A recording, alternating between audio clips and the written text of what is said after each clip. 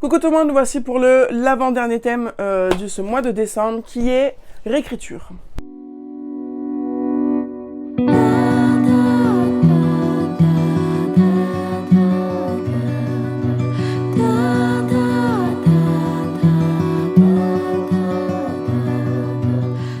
Réécriture et moi, ça fait pas forcément beau ménage d'habitude.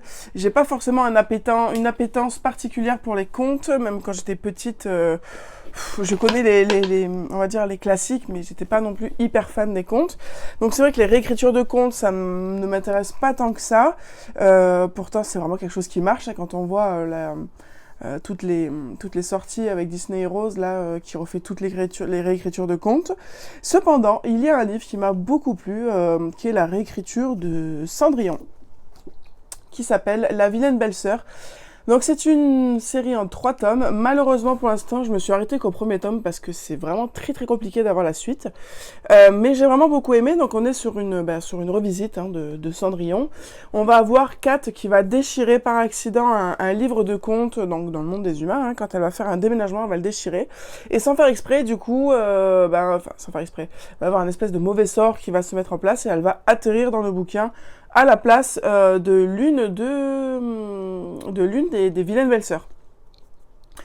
Et donc, normalement, sa tâche serait que elle fasse en sorte que Cendrillon épouse bien le prince pour qu'elle puisse s'échapper du livre.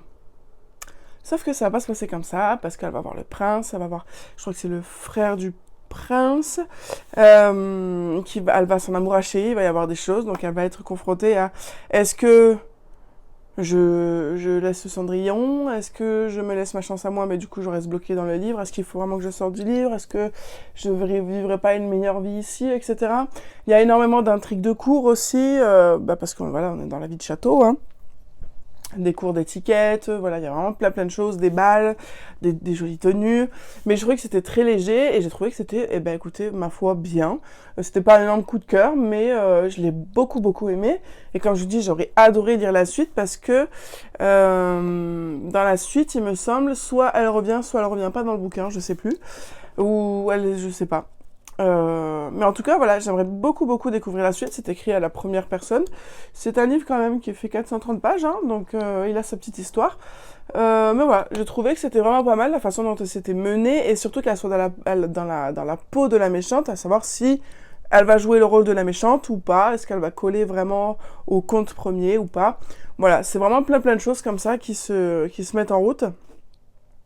Et voilà, moi j'ai adoré parce qu'au final, elle ne se perd pas non plus, donc elle garde son caractère, elle apporte vraiment un vent de nouveauté dans le conte, hein, bon, tout le principe de la réécriture.